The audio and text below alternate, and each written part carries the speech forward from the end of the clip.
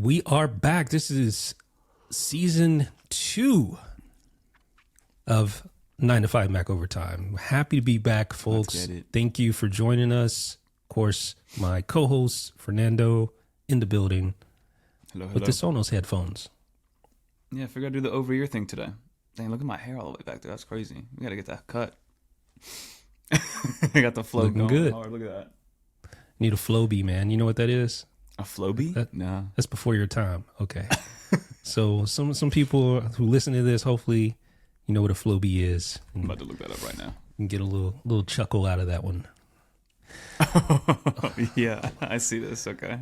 The vacuum for the hair, basically? Yeah. Yeah. They used to sell those in like little catalogs back in the day. That's funny. It's funny. But yeah, we back. Season 2, baby.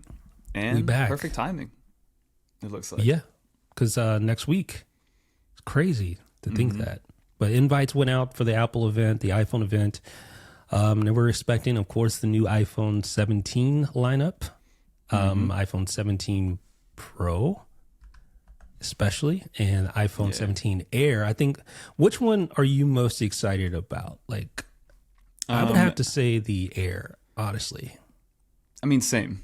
Because it's going to be something, even though like on its face, it's going to be just a candy bar phone slab. I think it's going to be at least something different. It's going to look a little different. I got a dummy in my hand over here, and it feels very different. You know, it's very thin. So yeah, I'm excited for it. That's the one I'm most excited for. So, what's your first impressions of the dummy? I mean, you've been podcasting with a dummy for years, so you already know about that. You already know. It took me a second to figure that one out. You're well versed in that. But how about this new one right here? This one, the first impressions was just how thin it is. Honestly, when you grab it, there's like you feel something very different. If you hold it up to, I mean, this has like a really thin case on it, but like if you hold it up to my Pro Max, it's like half as thin as a Pro Max, you know, which is kind of crazy. Yeah. So it just feels lightweight. I'm sure it's going to feel a little bit heavier because this thing is hollow, basically. Yeah. But overall, the thinness in the hand, it's going to feel a lot more comfortable. And then the other thing that jumps out at you is just the single camera on the back. This like camera bar for no reason, but then one camera all the way in the top left corner. It's just something that stands out to you overall. Yeah. And like you said, it's different. It's, I mean, it's not a folding phone. That's kind of next year, I guess. Hopefully. So that's really different. And that's sort of like the popular thing now, like the flavor of the moment. Yeah. The folding phone. But I will say, like, the iPhone has looked the same for a long time, Very more or long less. time. Yeah. More or less the same for a very, very long time. So this is like a significant departure from that. I guess the iPhones look the same more or less since the iPhone 10. Yeah. It's when Face ID came around, right? Because I mean, the rear of it has looked the same.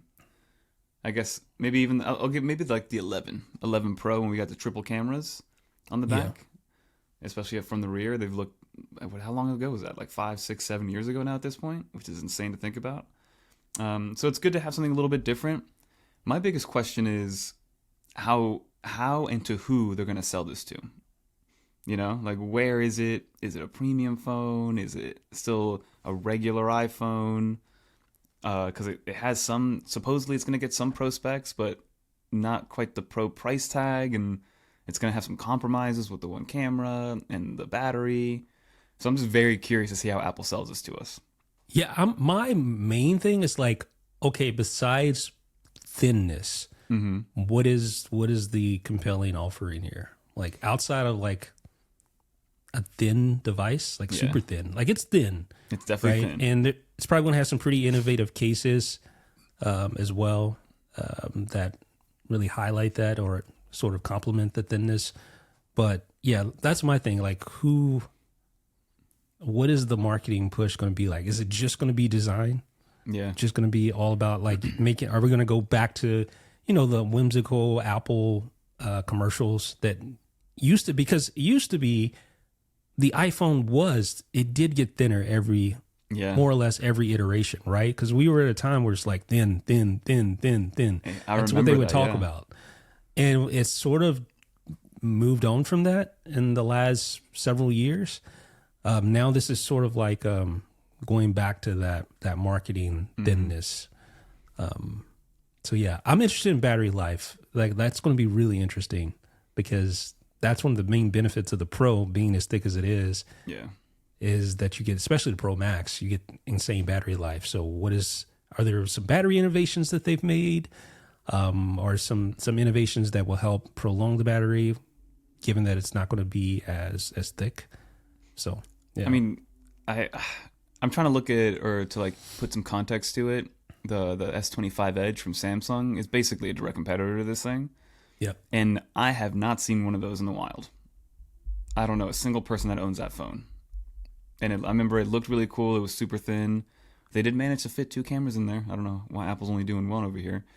But that target demo was for like the people that just wanted the nicest looking phone, or like the thinnest phone. They didn't really care to have all the bells and whistles of like a pro level phone, but are willing to pay a premium for something that is, I guess, aesthetically more pleasing. Maybe if that's kind of the direction people are going for.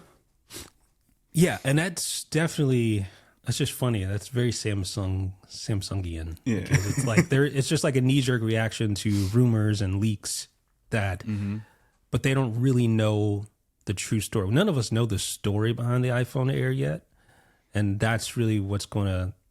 I'm pretty excited about this event just to hear their marketing story behind F17 Air. That's going to be the most interesting part of this whole thing, in my opinion. Yeah, and then also why they're gonna.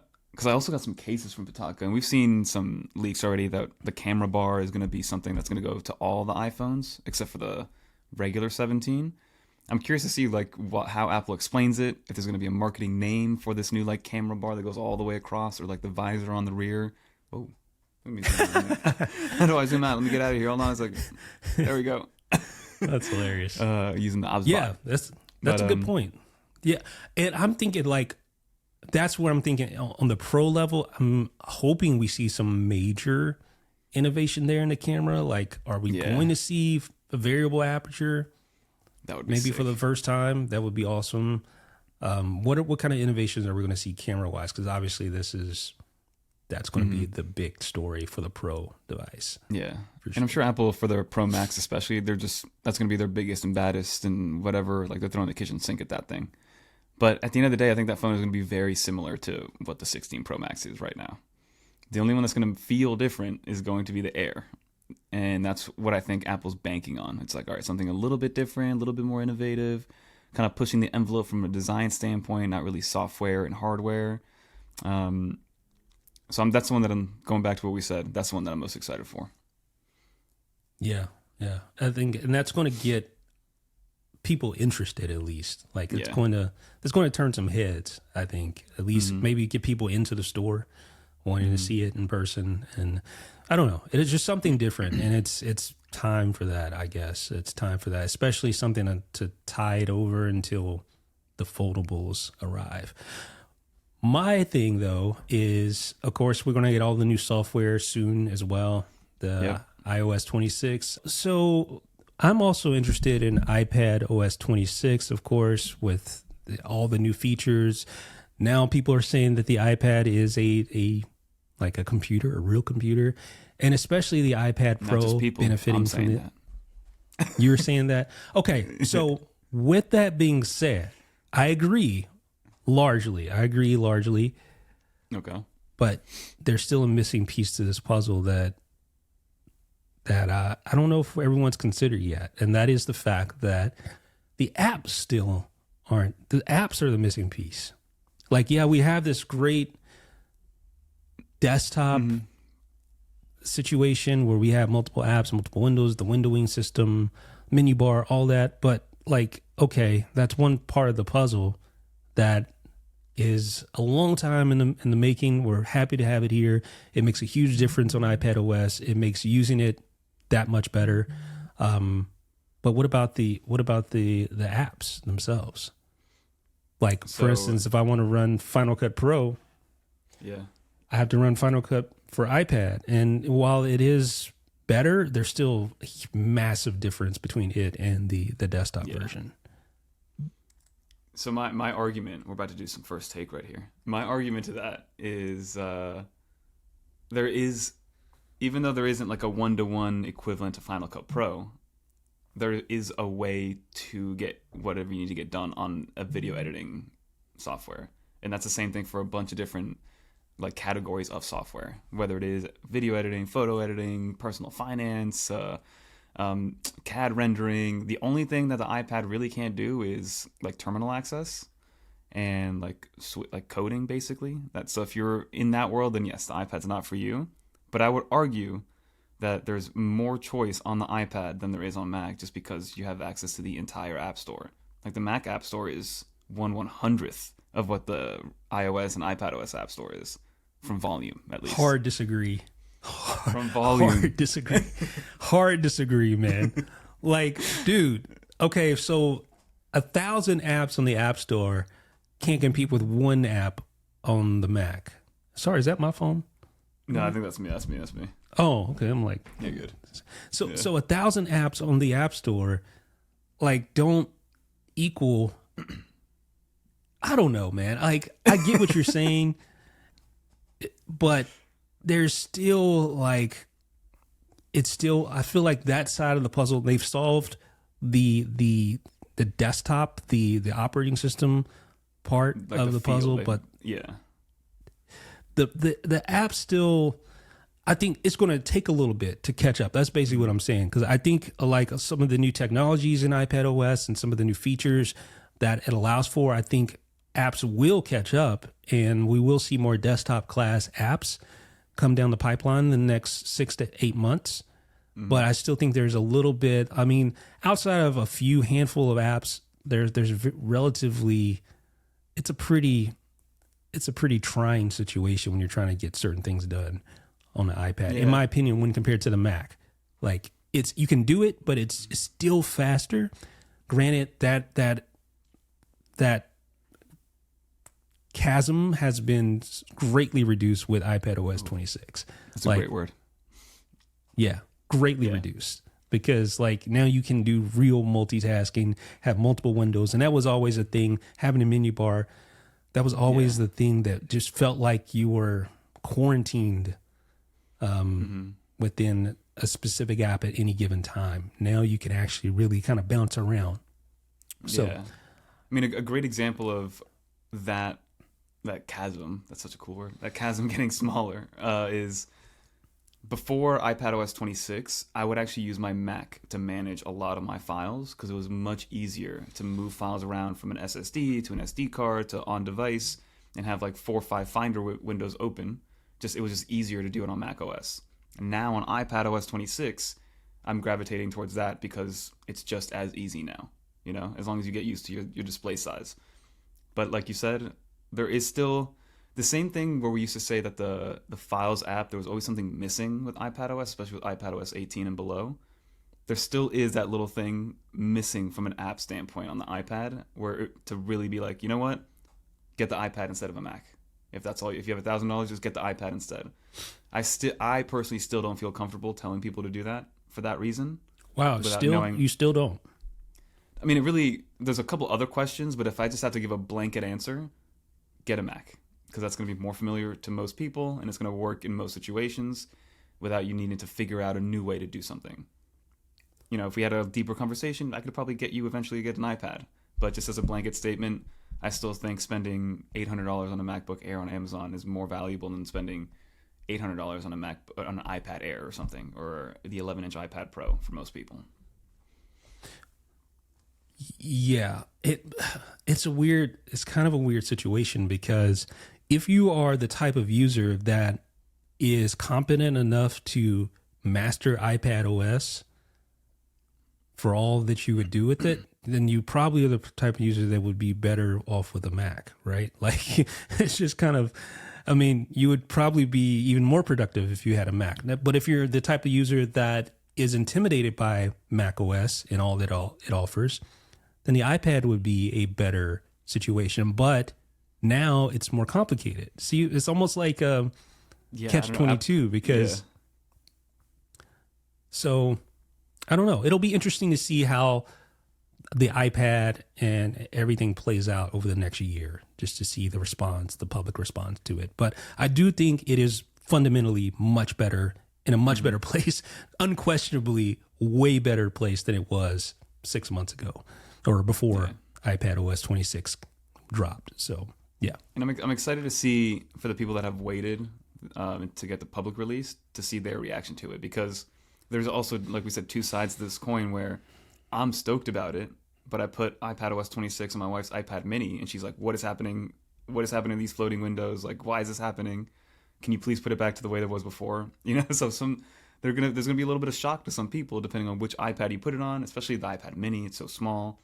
So I'm curious to see what the reaction is, and if people just by default turn it off, turn the window off. I think you're going to have a lot of that, because even I was like that at first, and I'm a power user. I would consider myself a power user, but even I was like taken aback by how just like it just, you kind of have to rewire your thinking when using the iPad. And I think a lot of iPad users are people who don't necessarily want to use a Mac because it's too much for them. Like the iPad is simpler, it's easier to use.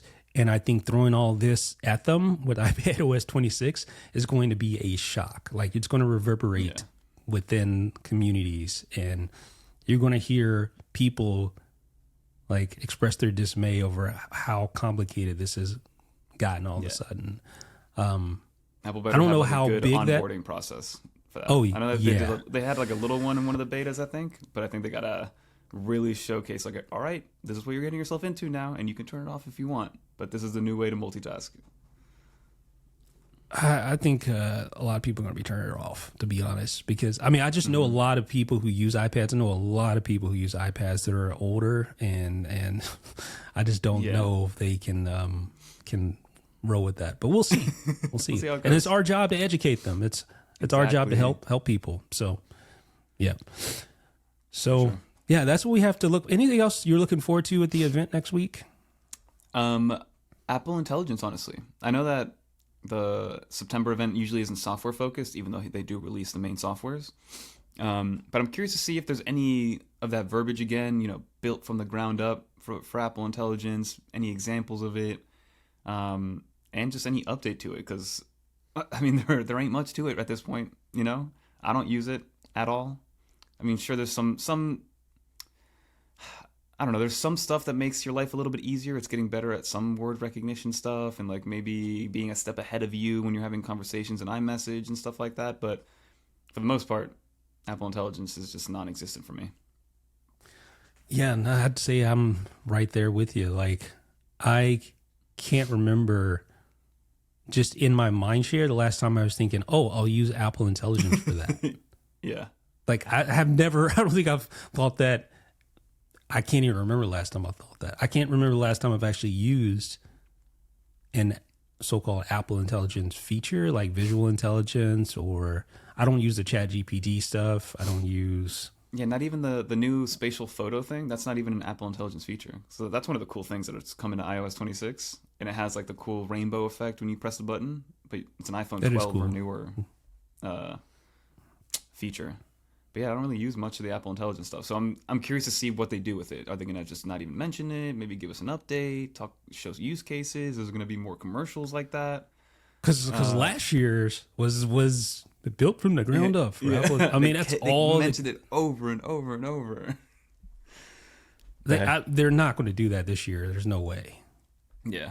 They may mention it, but they're not going to be like, it's not going to be the Apple Intelligence or the iPhone sponsored by Apple Intelligence show. Like, it's not going to be that. So let's see what they end up doing with that. But I mean, aside from iPhones, I think we get new Apple Watches. There's a new Ultra 3 supposedly coming out, which should be interesting to see. Hey, you'll be proud of me, man. You'll be proud of me because I have been, that's another thing. I've been doing 5 miles every couple of days. Yeah. There you go. I love that. Yeah. We gotta share each other. So I know when we work. No, I'm not at that level yet. Like, I don't want you to see my times and all that. I ain't gonna let you see that. Hey. Ain't no way. I'm still running slow, you know? I'm a big boy. What's your How fast do you do a mile? So I do like 3 mile, like the 5Ks. I'll do that a couple times a week, and I'm running it low. I'm gonna say like 8:20. My first mile is like always my slowest, and then like my fastest one will be like 7:30. So isn't that interesting? Like I've noticed that too. It takes a while for our bodies to oil up, you know, to get going. Yeah, I'm like, why does my first one's it always feels my like slowest. Yeah, I'm just like, I can't do this. And then once I get that mile down, I'm like, oh man, I'm feeling it. Like I'm good. Yeah. That's what they say. It's like if you feel like if you don't feel good while you're running, just like run for 5 minutes. If you run for those 5 minutes, you get through it, then your body just kind of like goes into this mode. Adjust. Yeah. How fast are you running them? You're probably running faster. No, not at all, actually. So yeah, we won't talk about that right now. Fair. But I'm working on doing a 5K next year. That's my goal, to do a 5K next September. So if you're running 5 miles, that's far. 5 miles is far. Yeah. Yeah. So I don't know. Yeah, maybe we can meet up somewhere in the middle, and we'll run together. Yeah. So I've been using this guy. Mainly I just love the cellular connectivity. I leave my phone in the car. Can of course control the car with the watch. But it's just really convenient to be able to have music stream to you over cellular with your AirPods. I mean, that's the perfect combination, the AirPods and the Apple Watch. Now, question for you. Ultra. Are you Spotify or Apple Music? Apple Music, yeah. Okay. So but, my gripe real quick. I got an Apple Watch Ultra for the cellular connectivity. You know, obvious battery life too, but just because this one came with pre-built connectivity. And I'm a Spotify user. The Spotify experience on cellular connectivity Apple Watches is so bad. Sometimes it works, sometimes it doesn't. If you're kind of spotty, then it goes out and it never comes back in. But then Apple Music experience, perfect. So it's very annoying. So like I bring my phone with me now alongside my Apple Watch when I go on runs. Oh, that's how bad the experience is for Spotify. So, man, you know what? As silly as it sounds, I want a camera on Apple Watch. I really do. Really? Because there'll be times when I'm out running and it's like I run in this beautiful park is just gorgeous. Yeah. And I'm like, there's a sunset and I'm like, oh, I'd just love to take a picture of that. But I don't have my phone on me, which is a good thing. Like, we don't need to take pictures all the time. I get that, but it would be nice to have like the ability to take not even the great camera, just one that's decent. I think it definitely fit one on here, for sure. On the Ultra, I feel like they could. Yeah. Do a little. I mean, that'd be nice to have it at the top. Yeah. I've seen bands, maybe one band that has a camera on it, but it's been a while since I've seen a good one. Where like on the band there was like a little camera right here, and it was meant for that. I don't know how it worked, where it stored it, whatever happened, but I definitely saw that existed at one point. I think that should be like, I think that would be a really cool thing because, like, number one, I think it'd be cool to be able to do FaceTime calls. It'd be kind of hard. Maybe like a quick one, like, hey, blah, blah, blah, blah, blah, or maybe just record like a video message or something. But I do think like having a camera right here and then being able to have this as your viewfinder would be really cool. And then it would just automatically upload to your iCloud library or whatever. Yeah, but maybe even to like document the run, like you took a picture or two for your run that goes into like Apple Fitness or whatever. No, right, I would definitely take that. Yeah, nothing crazy. Like I'm not trying to like just record a YouTube video. Yeah, I'm not trying to record a YouTube video, but it would be nice to have some sort of context that you can add without having to have your phone, because that's like the one thing that the watch can't do that the phone can. Like, there's very few other things that can you think of anything that the phone can do that the watch can't outside of the camera stuff? Not really. I mean, you could do everything now on you can even Apple play Watch. Music on the speaker. Yeah, directly from the speaker. You have like the Apple TV remote is built into there now. You got the Notes app just came over, so you can speak notes and dictate notes. I guess watching videos technically. Yeah, but even I think. But I mean, that's the YouTube app for that. Yeah, but that's an easy fix. Like you could do that. Yeah, but for sure. Like the only thing you cannot do without any question, because there's just not the hardware to support it, is the camera, right? Yeah. I feel like that's just an obvious next step to me. And cameras are small enough nowadays where like I don't think they would need to make the Apple Watch bigger. You know? Yeah, and it doesn't have to be crazy. Like just something like, even if it was like iPhone 10 level or iPhone 8 level picture quality. Who was it the other day? Somebody was showing me pictures that they took on an iPhone 5C, and it still looked fine. Yeah, like it doesn't need to be crazy. Yeah, that's the thing. Like we're at the point now where like cameras are so good, it doesn't need to be anything crazy. But I would like to have. I'm interested to hear what people say. Maybe we should do a poll on that. Like I want an Apple Watch with a camera, because I've thought that every run I've done, I'm like, man, I don't have I would love to take a picture, because I see something like I see a deer or something out just grazing. I'm like, oh, it'd be cool to take a picture of that. And we're not talking about a main sensor from your iPhone, just like something to provide context for whatever situation you're in. So something small, like a little snapshot, go back to the 2.1 megapixel days that we got to, or the VGA days. If you remember that. All right, simmer down. Yeah. All right, so we're looking forward to this event. I'm looking forward to it. Of course, there'll be more surprises, no doubt. But we'll be back to talk about that for sure after the event. So, what else have you been doing? Like, I know it's been a while. Let's take the next couple of minutes to just kind of catch up and see like what you've been working on, what has caught your eye, what's been fun that you've been like tech wise. What aspirations do you have? What are your dreams? Okay. What are your no, I'm just kidding. Like, but seriously, like what have you So I kind of want to talk a little bit about the camera situation, right? I've been using my camera for almost a month and a half, 2 months now. Like I've been enjoying using the camera. I got my workflow down. It's definitely a net positive, but something that somebody told me, especially like in the world that we're in, is sometimes just showing up with a camera to events that you're at or in something like a CES of the world just makes you feel and look more professional. No matter how good or bad the camera is, and no matter how good or bad you are at using that camera, there's like a sense of, all right, this guy's like the real deal. Or like at least he has some semblance of he knows what's going on. Versus like as before, I would show up to some of these events that we get invited to, and I would show up with my iPhone camera, and I feel like it just doesn't give off the same vibe. It just doesn't, the same sort of professional. No matter how good the camera is on your iPhone, and you can deck it out with external lenses and things like that, what I'm noticing is that there really isn't a replacement for an actual camera when you are creating like this. And that's something that I have noticed. And I don't know, maybe if you feel the same or what the case is, but what do you think?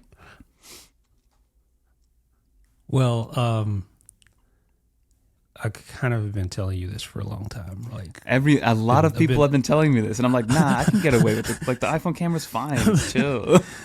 Yeah, I mean, I've been telling you, hey, let's get you a camera for years now. Like it's not, and it's not like you can't do what you're doing. I mean, you did really good stuff, like with the iPhone, and you still could do really good stuff with the iPhone, but it just takes it to a different level.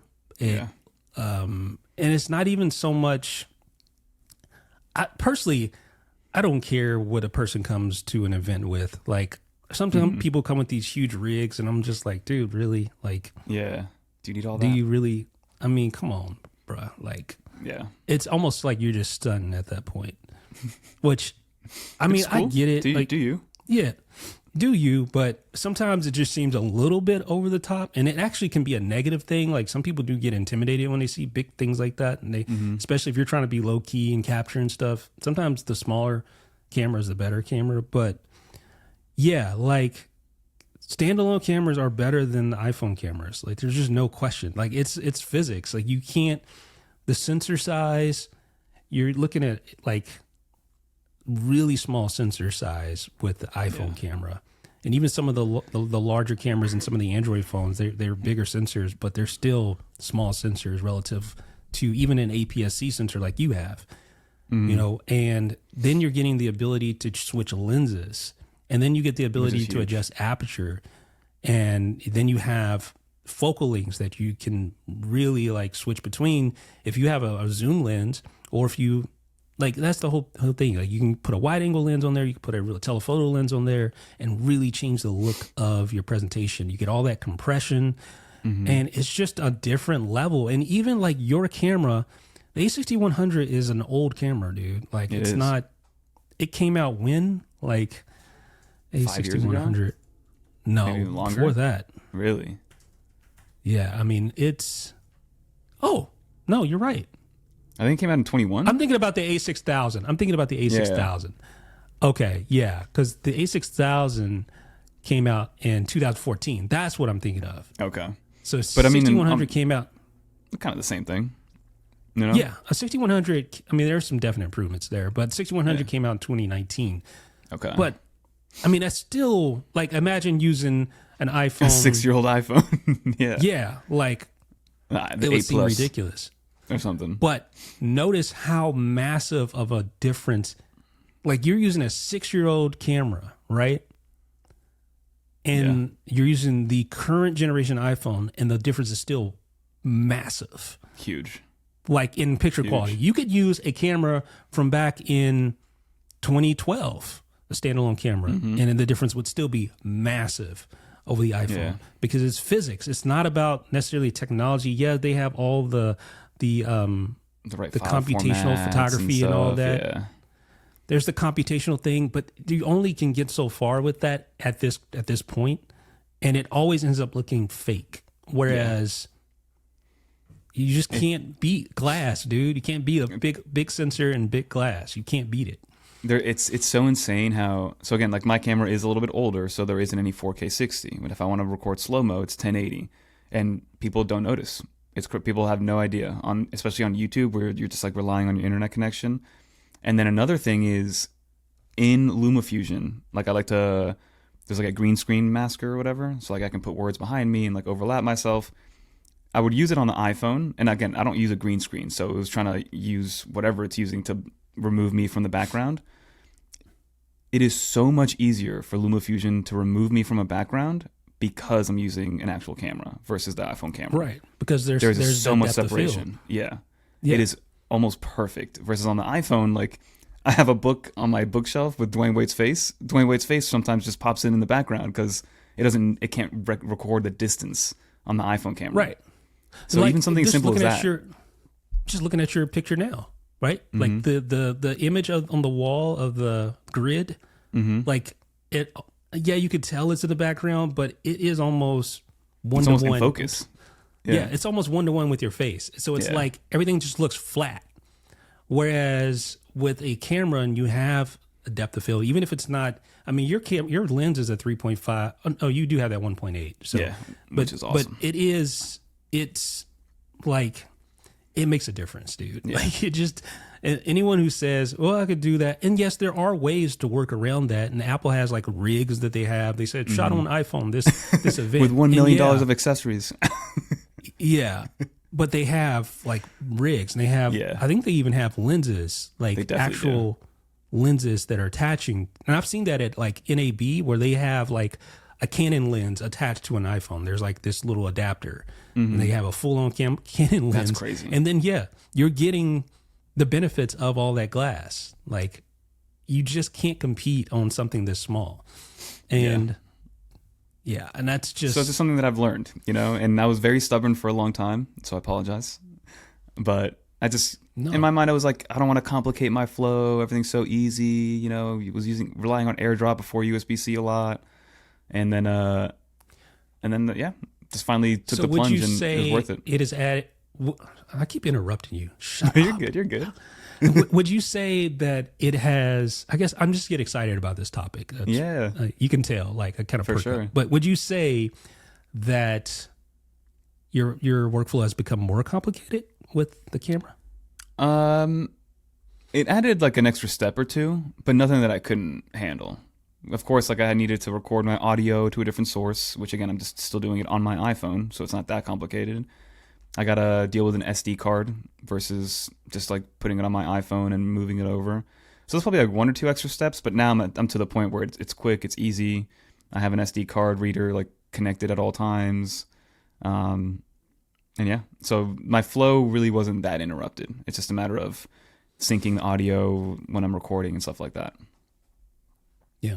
Yeah, it's definitely been a net positive. And even the pictures, like the thumbnails that I've been able to take, they're very familiar. Like they look a lot like yours now, and they look a lot better. Yeah. You know, so something so simple to just upgrade everything around me was nice. And I'm just scratching the surface. I still don't. I'm still learning on it. I still I'm getting used to the verbiage a little bit and what does what and how changing the lighting or changing the aperture changes lighting and all this stuff. So I'm still learning, and then eventually just want to keep adding. And like you said, like you can keep buying lenses, and for the most part, those lenses will work with newer cameras. So it's not like that money's going to waste, you know. So I'm just kind of like reinvesting in it over and over again. The best investment you can make is with lenses. Like the bodies are, I won't say a dime a dozen because they're expensive, but they come and go. Mm-hmm. Whereas the lenses, like if you bought the lens you're using 10 years ago, you still would use that today. And it's still just as valuable, and it still holds its value as well. Like, and, I mean, they do release updated versions of lenses. They'll have like a Mark II version, Mark III, but for the most part, those lenses maintain really good value. Mm-hmm. Whereas the bodies, they definitely depreciate a lot quicker. Yeah, so you can hold on to the same glass that you've had for years and still. And the thing is, it doesn't it's not like, it's like, what's one thing to move from like 1080p to 8K, right? Yeah. We know, but lenses don't do that. Like you're not getting like this massive fidelity jump with lenses over a 10-year period, whereas you will with the body, right? So it's smarter to invest in higher quality glass. And you'll see that. Like, for instance, the lens you have, the 1.8... 50 mil? 50 mil. Yeah. 50-50, right? So it's a great lens, but you'll start to notice little things with, like, the bokeh. You'll notice the bokeh isn't necessarily... You get, like, octagonal bokeh with it. I've noticed that. Especially if you're, like, really fully at the 1.8 and the lighting is weird. And if you have, like, I have this Govee light behind me. Yeah. That I guess like flickers with the way the lights do. I don't know. But yeah, you can see it in the light a little bit. And you see little onion rings in your bokeh. You'll see chromatic aberration, which is basically you'll start seeing like purple fringing around the edges of like letters and words. I saw that in one of your thumbnails the other day. Actually, I'm like, oh, well, you shot it with a 1.8. So like, those are things that, like, when you step up to higher end lenses, you start to notice less and less of. And also the bodies now, some of the recent bodies, like the FX2 that I have recording me right now, like has compensation. So it'll compensate for things like chromatic aberration better.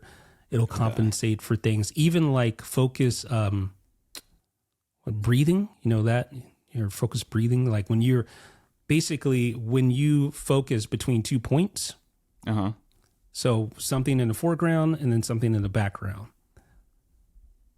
and you'll notice that it almost looks like the frame sort of changes, like it zooms a little bit, like there's just like it kind of moves a little bit. It's not as so the newer bodies compensate for that, so they kind of crop in and they remove that breathing basically when focusing.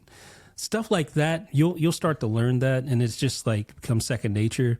But it's a fun journey. Like that's photography is started too, and it's like your eyes. It just really shows you how basically it's replicating what your eye already does. Mm-hmm. Like because like when you squint, you can see further into the distance. Well, that's basically reducing your aperture, right? So you get a less shallow depth of field, right? When your eyes wide open, you get a shallower depth of field. I'm like looking at my window right now. Yeah, that's why people squint and they can see in the distance, because that's basically what's happening. Same principle. But anyway, I digress. Like, no, I mean it's fun. We've lost like, I definitely want to get another lens that's still gives me a good bokeh, like the 1.8, but just a wider lens. I'm sure like the more that gets, I mean, they just get like more expensive. I'm sure. I have that lens. I have that lens actually. Let me show you. Yeah. Hold on. And I know that it's an expensive hobby for sure once you start going down that rabbit hole. Oh yeah. But hey, we could just justify it because it's for work. Yeah, we can. Yeah. I mean, it's kind of fun. Let's see.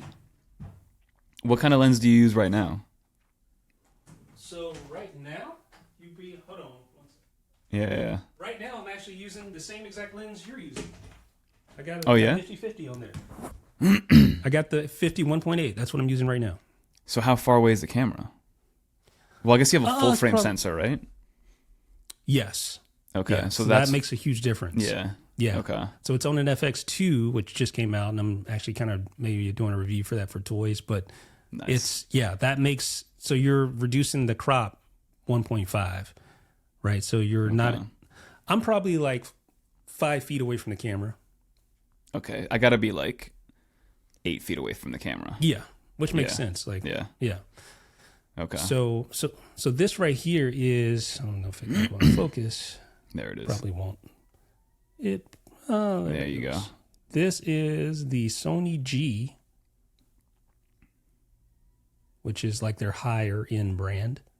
Okay. But this is the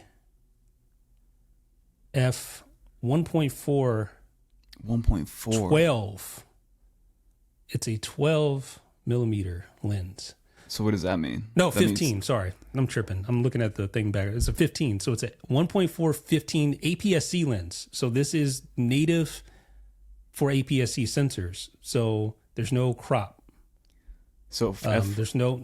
So 15 mil. Does that mean you can be farther away, right? Or no, you can be closer. Like the wide. It's wide lens. Wide. Yeah. Okay. It's a wide angle lens. Like, so do you get a little bit more circular? Like does your face get circular? Like more? Not really. No. Okay. It does a pretty good job of doing that. Like it does change. Like wide angle lenses do make you look like kind of skinny in the face. It changes the compression. Yeah. And it can look weird. But like I said, there's a lot of compensation stuff that happens with this, and the glass in these are higher end, so you don't get a lot of distortion. But this is like it's a 1.4 and it's super wide, so you can get really up close and get some really cool type of photos with that and videos. It's more pricey. Here it. Yeah, I found it on Amazon. It's a little pricier. How much is the price of the price of the entire camera that I have? So that's what I'm saying. Yeah. All right. So, but with that being said, okay, here's another lens that I highly recommend. And this is, if I had to pick one lens, and I can only have one lens, I don't know if that's the one. Actually, if I could only have one lens, this is the one I would have. This is the 18 to 105 f4 power zoom lens. 18 to 105. Oh my gosh. Yes. Power zoom lens. So if you read I did a video, which is rare, apparently. I did a video and I published a couple of weeks ago about my setup. And that's the lens that I use with setup. So it allows you to zoom right from the camera's little rocker. So you can use that to zoom in. And you can zoom in using the app, which is super cool. So you have full control over that. So I can be like monitoring. I could be off in the distance, use the app and control the camera, the full control of the camera, zoom in, zoom out, aperture, all that. And it's really cool. No, that's dope. So, okay. So that is It's funny now. Now I can like context when you say like those variables or those words or those like metrics. I can like contextualize what that means now a little bit more. You know. Yeah. That's why I was like, well, it's a big zoom range. Yeah. For sure. I mean, and the thing is, when you think f4, that's slow. It's not going to give you really good bokeh, but it will if you go into the higher end of the zoom range. So if you're shooting 70 to 105 and you'll get a blur. You will get a lot. You will get a ton of bokeh. I mean, you could pull off some really good looking shots. It almost looks full frame in some instances. So it just depends on your composition. There's so many different variables in there. But anyway, let's switch from cameras. I'm going to quickly talk about a couple of things I'm working on. Yeah, your turn. We just dominated the camera conversation. What are you looking forward to? So we lost all our viewership, but in the meantime, so I'm in the middle of reviewing the Level Lock Pro. Let's go. So I'm hoping that'll be posted today, but you know me. Your last smart lock got like 1 million views. It was crazy. So this thing is cool. Yeah. Yeah. Tell me about it. People love smart locks. Yeah. It's cool. It's the same level lock. It's actually kind of interesting. I'll talk about it in a review. It's like, Okay. I won't say I'm disappointed, but it's one of those marketing things where it's like, oh, okay. You know what I mean? Like it's a great product, no doubt. Yeah. But it's like, it's very similar to the previous Level Lock Plus.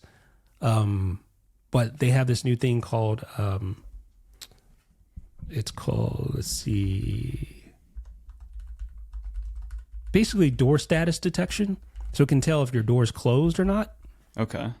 Which is nice because usually you would need a separate sensor for that. Like I have an Eve sensor for that to tell me the door status. Yeah, I got the little like, yeah, I know what you mean. So this uses a magnet in the strike plate. So when the door threshold closes, it can tell it's lined up and it'll say, hey, the door's closed. But it only works in the Level app. It's not like that's advertised to HomeKit through Matter. Oh, okay. So it's like the value of it is kind of reduced in my eyes because most people aren't going to be using the Level app, I would think. Yeah. Like I still have like another. I get another app notification when my door opens. Because I forget which app I use. It's like a Bode or something. One that I've had for years. You know. Yeah.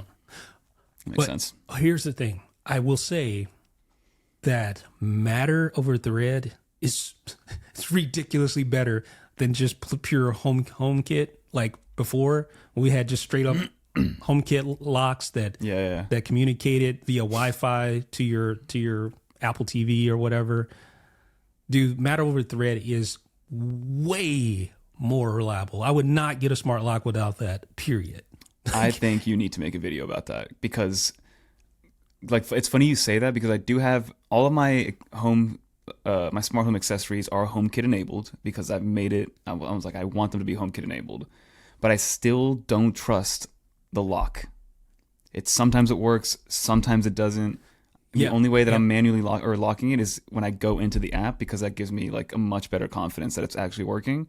Versus in HomeKit, maybe there's a delay, maybe it's because of the location that it's in my house and the Wi-Fi doesn't reach as far, but I just have zero confidence that when I press the lock button in HomeKit that it's going to lock my door. Yeah, with Matter over Thread, it's 100% out of 100%. And my testing, like it's like that. It's lightning fast. And like I said there, I have both level locks. Like I have the Level Lock Plus, which I did not upgrade to Matter, which is upgradable to Matter, which is kind of interesting. But so I have that, which is just strictly home app, HomeKit. And then I have the Level Lock Pro, which is Matter over Thread. And I literally put both locks in the home app. And basically when I switch Wi-Fi connections and I switch back to like cellular, back to Wi-Fi, there's a delay with the HomeKit, right? Mm-hmm. But I can lock both at the exact same time, the Matter over Threads every time, 100%. And it's all still done through HomeKit app, right? Yes, but it's using the Thread basically network, which is in like the Apple TV 4K, the latest generation with Ethernet. So if you purchase that has a Thread radio in it. It also is in the HomePod second generation and the HomePod Mini. Those all have Thread, I guess, border routers included. So Thread is like a hardware protocol. Like it's like Thread is a network protocol. Okay. Thread is, but it's a piece of it's enabled by a piece of hardware in a device. Yeah, so it's like a Thread border router. So even like the Eros, some of the Amazon things have Thread built in. But as long as you have a HomePod Mini, which you probably have, or a HomePod, or an Apple TV 4K with Ethernet, you have a Thread connection. Okay. And the cool thing though about that is it uses its own connection between those devices. So it uses its Thread connection to talk to the lock directly. So it's not using Wi-Fi where there can be some latency, and it's just not as reliable. Man, this thing is super reliable in my testing. I've sit there compare them both side by side. So it makes a difference. I definitely think that. Like we said at the very beginning, to go back, like it's our job to educate people. I think you should make like a HomeKit Thread like explainer video because it's still very confusing. It's still kind of confusing. Like what you just told me, I didn't know. You know. So I think I'm going to do the review of the Level Lock Pro, talk about it briefly, and then I'm going to do just a dedicated why Matter over Thread matters. Ooh, there you go. something like that. Yeah. One last thing I will talk about is Hit me with it. this thing arrived. What is that? Is that a SSD? RAM? What is that? Yeah. Mac Mini. Okay. 4 terabytes. But look at what it's for. See that in the bottom? Is that an M4 chip? M4 Pro. M4 Pro. Oh yeah, because So the first one is only for the regular M4. Yeah, so you got a 4 terabyte upgrade for the M4 Pro, which looks like you're not going to be able to see it probably, but looks like that guy. That's so crazy. I'll be doing a 4 video terabytes on, in there. you're not going to be able to see it. Yeah, you can. You I'll be doing a video on that. I'll be doing a video on this one, the upgrade process. And the cool thing about these upgrade is that apparently you don't need a second Mac to do this anymore. So there is a new little method that this company told me about, and I'm going to be testing that. So usually when those upgrades, you need to do to do a DFU restore, you need a second Mac. Well, apparently you don't necessarily need that. So I'm going to see if that works. Stay tuned. Subscribe to the channel. Yeah, let us know. Because my poor baseline Mac Mini, 256 of storage, system data is taking up 150 gigs. Can't figure it out. It's crazy. You have the M4? The regular M4, yeah.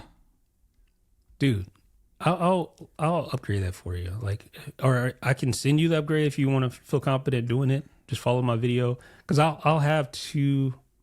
Let me just get back with you. We'll see. Yeah, we'll talk about it. Yeah. Beautiful, man. So, I mean, it's exciting times. We got a dropping event September 9th.